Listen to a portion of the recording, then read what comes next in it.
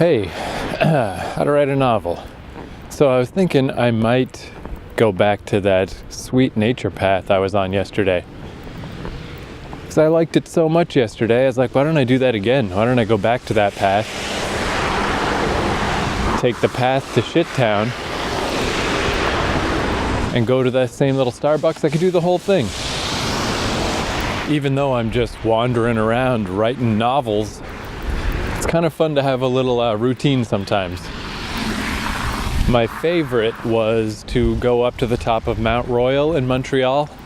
Just go up there every day. It was great. When I head back to Montreal in the summer, I'll probably do that again. But the weather today is atrocious, like snow coming down sideways type shit. This is truly the worst weather I've ever seen in Vancouver. I've only been here for a few winters over the course of 12 years or something. This is the worst I've ever seen the weather here, but my friend Doug, who's born and bred, says it was worse last winter, so there you go. But yeah, I never made it to that path because the weather was so shit. It's quite a bit better now. But the upside to the terrible weather is I just hunkered down in some coffee shop and stared at the insanity out the window and did some writing. I thought I had this chapter all done. I had it all finished, moved it over to the first draft is done folder, but then I thought of a thing to add on. So I'll either do that later today or tomorrow, but I got a little piece to add. But I really like this thing I've been doing lately. It's not a distinct technique, it's just how it's been going, where one day I'll write down what's going to happen in like point form, and then the next day I'll flesh that out into real writing and come up with different shit and add stuff.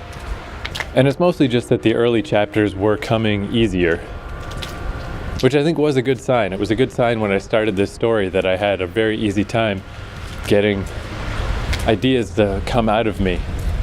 Like I intended in my very rough outline for the two main characters to meet at like chapter 3, and they didn't meet till chapter 8 because I just kept thinking of stuff and adding in things, and I think that was a good sign for the longevity of this project, for its ability to sustain a whole novel.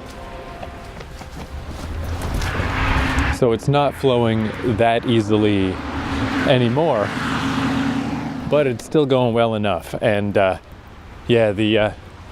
writing the point form notes first, then fleshing them out is working out well. And I love writing dialogue. It's really weird to look up. There's quite a few people that post writing advice like on YouTube, and they really get some bizarre questions. It's a topic I should get into later too, as I started to realize the reason none of it really connects with me is because they're trying to write a different type of book than I am.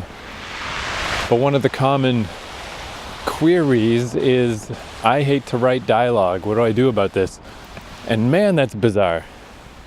I know I criticized earlier people who ask, like, where do you get ideas from?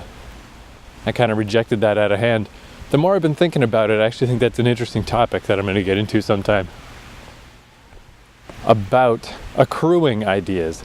Because I think even just why that question seems so absurd on the face of it is it's the wrong question. Like, where do you get ideas? Where it really doesn't work that way. The same way that writing is a very slow process of just gathering drips and drops, working a little bit over time. Ideas are the same way. You have a little idea here, a little idea there. I have this one idea that like I first had the very kernel of the idea in like 2010. I remember because I just remember I was playing BioShock for the first time and it was kind of related to that. And then last year I connected in another piece like, oh, that would fit with that. And then just today reading an article online, I'm like, oh, and then this could happen. So I mean, that's absurd. It took 8 years for me to get this idea together, and it's still not really an idea. It's still pretty half-baked. But that's a pretty extreme case. And sure, if I was just sitting there having no idea for 8 years, that's absurd. That's not sustainable.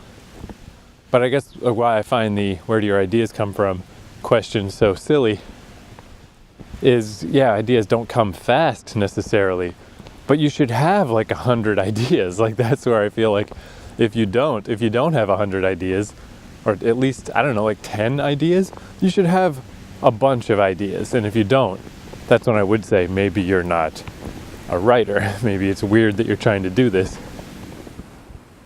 But yeah, the dialogue thing really strikes me that way as well, of like, what do you mean you don't like writing dialogue? Like, what do you fucking imagine a book is? What do you think writers do? When you read a book, do you not like reading dialogue? Do you read books? Do you like books? Whoa, can you hear that? I'm walking under some huge power lines, and this recorder is big time picking them up. That's fucked up. I feel like I'm gonna get zapped by lightning right now. Oh, that's creepy. So yeah, I do not feel like that. I love to write dialogue. I love it more than anything. And that's what I was doing today, just writing dialogue between the two characters.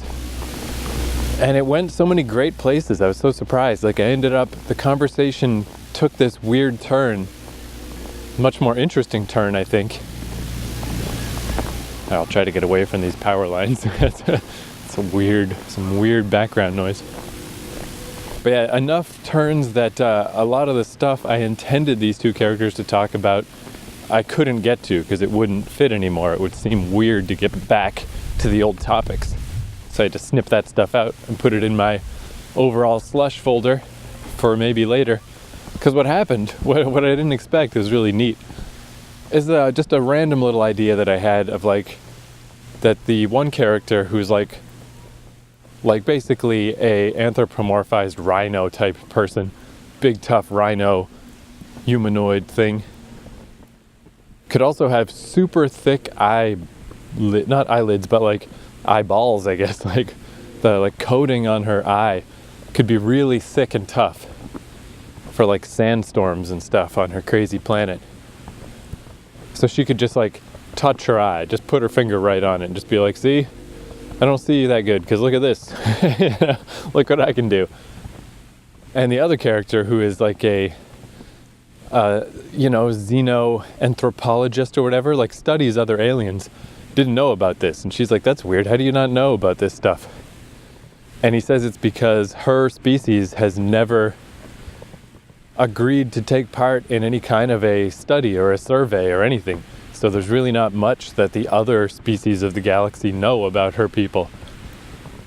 And she feels this real like happiness and pride of like, that's so awesome. Like for however long, whatever indeterminate amount of time that these different species have been flying around the galaxy bumping into each other, presumably quite a long time, nobody from her species, not one, submitted themselves to cooperation. You know?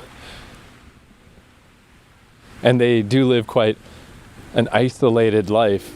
They only have their one homeworld, and that's why now that this homeworld is gone, there's so few of them left, because they never spread out anywhere. But she's just so like happy and proud that it's like, yeah, whenever the little scientists came around, every single one of my species they talked to, every single one told them to fuck off. You know? And this character, I mean, she's a jerk. So she's like just so happy about this. She's like, that's so fucking great. I'm so proud of my people. I can't fucking believe it. We are the best. But then in that same instant, the moment that little unexpected moment of like happiness, of like that she hasn't felt in a while, that pride hits her. At the exact same time, it opens her up for the realization, or like the reality that she's trying to ignore, that most of her species is dead. That everyone she knows is dead, that she's an endangered species now, which she's just been trying so hard to not think about. So in that moment, the happiness opens her up to, at the same time, this horrible depression of just like, fuck, oh, I didn't want to think about that. I don't want to face that. And even though it's just this weird, abstract story about fucking aliens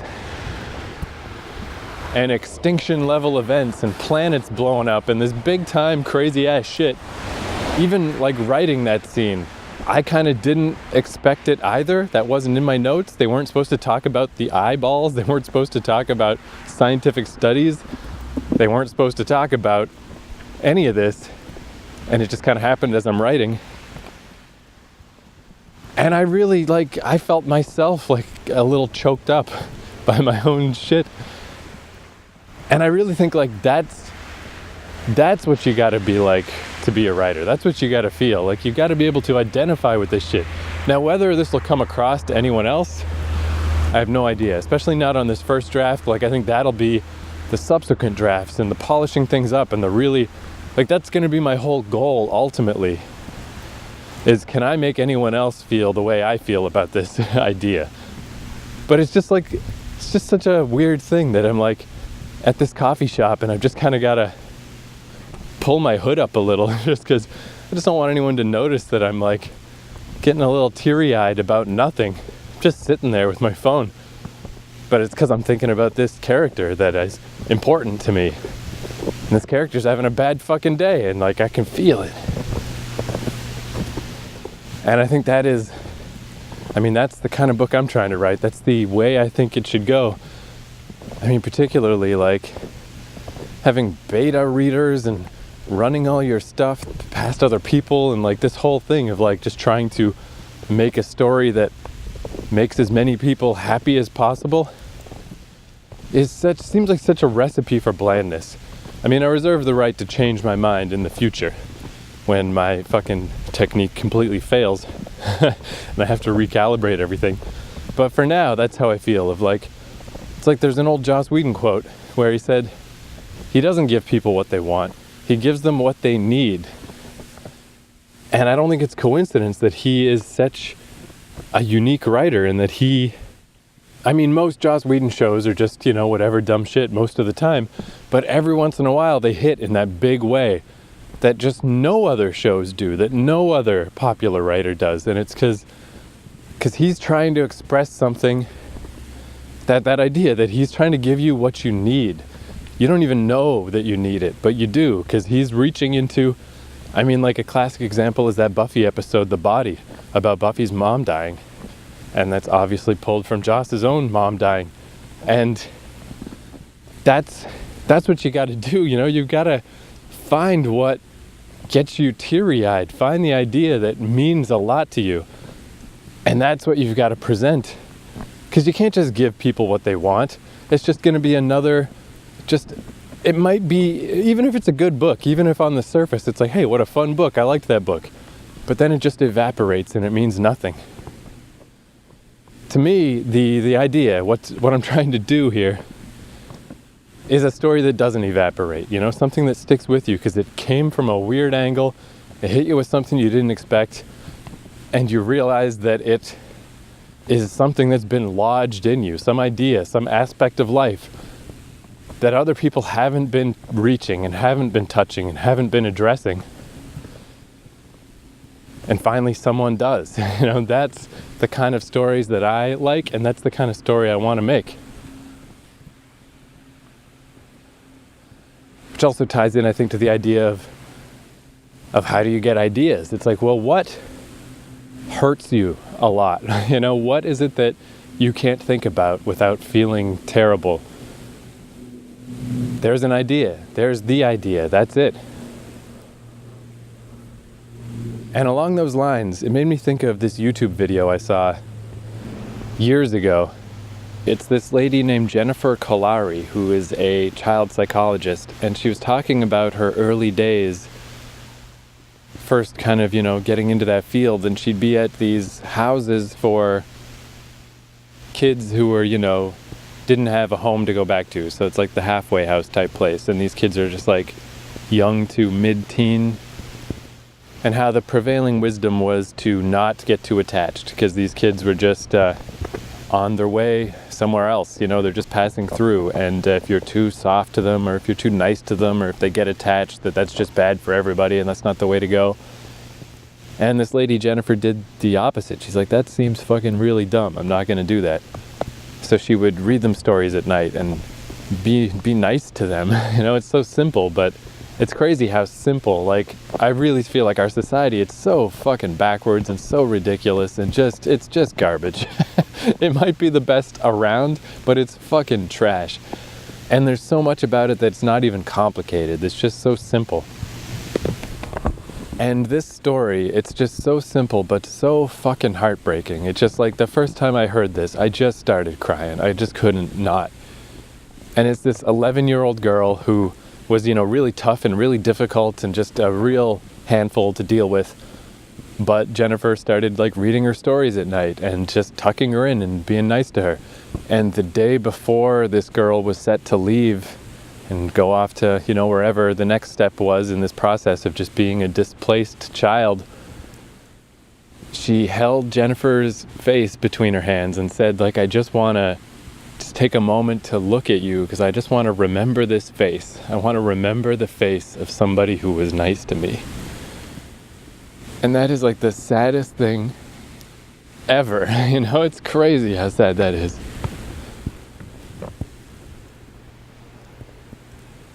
And I was thinking back to that little clip because this story I'm writing now is not directly related to that. I'd forgotten all about it, but that idea had, that idea and many like it have been in me for a long time of like, what is wrong with this place? And like, this is the shit that's important and we're just fucking it up and we're doing such a bad job. And ultimately, in the end of this novel I'm working on, the idea is calamitous failure of like this war orphan kid is basically going to get her hands on some power and it's going to go real, real bad. And the kind of surface easy sensationalist way to look at it would be like oh shit, this is like the origin of a bad guy. Can you believe this character was the bad guy the whole time? Which is becoming somewhat of a common trope. It's really not that unique of a thing anymore. And that's a surface level version of it. Like there will be like, at the end, there's like the warrant out for her arrest or whatever the space equivalent of that is of like, this is a pirate. We need to stop this person. And she's proud, she's happy while crying, but like that she's fine, I'm a pirate then, good, that's what I am. But really the point of the story is the same as this little YouTube story I'm going to play, is when someone is in trouble and someone is having a hard time and there's no one there to offer support and to help, when they all just want to shuffle you off to the next person and no one wants to take the time and no one wants to care about you, these people will find ways to cope and they will find ways to overcome their situation and they'll find ways to get through it. But it's not going to be a way that is good for anybody. It's not going to be what you want. It's not going to be what you like. When people are just ignored and denied, the coping mechanisms they come up with is the type of shit that tears everything down, And that's what this story, that's what it's about. Set on a space station with rhino and squid people and whatever, but that's what it's about. So here's the sad YouTube tale, and that's it for today. I'll talk to you tomorrow. So ladies and gentlemen, my friend Jennifer Kolari. Thanks, Erica. So the origin really is, I did my undergraduate degree in psychology. I thought, okay, I want to do something real. I want to be with real kids and real families and real people. So I took a year and I went to work at a group home. So this is a group home actually for street kids. So they're 11 to 16 years old, if you can imagine, who had all been sexually abused, all been physically abused, deeply traumatized. And I'm hired to work at this group home. I have no idea what I'm doing. They knew it. They ran rings around me. They were so smart. I had no idea what I was doing with these kids, and really lost control of the whole situation. But what was interesting at night, when these tough kids that were so scary and could be so prickly went to bed, they turned back into kids, right? So the jammies came on, the makeup came off, the teddy bears came out, and they turned into children. And the sort of philosophy at this group home was just put them to bed, that's it, don't get too attached to these kids. It makes no sense because they're not there for very long, so don't get them all attached to you because you're just gonna leave or they're going to leave. None of that made sense to me. These were babies, these were kids. So I couldn't just close the door and say goodnight. I sat on their beds. I read them bedtime stories. I rubbed their backs. I sang them lullabies. And these tough, scary kids loved it. Absolutely loved it. They melted. And I melted doing this with them. It was really beautiful. And I noticed the next day when it was time for me to get those kids to do the things that I needed them to do, they were much more likely to do it for me. Now this got the staff in a bit of a ruffle. Oh, she's being too nice. She's being too soft with them. They're gonna walk all over her. She's a bleeding heart. This is ridiculous. But that actually wasn't what was happening. There was a connection. We had a relationship. And if you were here yesterday for Dr. Neufeld, he talked about kids will be good and want to be good for you when you give them your heart, when you're connected to them. And that's exactly what happened with these kids. So it really changed what happened for me. And there was one little girl there. She was really a particularly tough kid and loved the bedtime routine, absolutely loved the lullabies. And she was leaving the next day. And she put her hands on my cheeks and she said, I just want to remember this face, the face of someone who cares about me. And I never forgot that moment. That was a moment when I realized, okay, connection, compassion, empathy, these are powerful things. These change behavior. And I knew that very second I wanted to be a social worker. There was never a doubt in my mind after that. It was a very, very beautiful moment.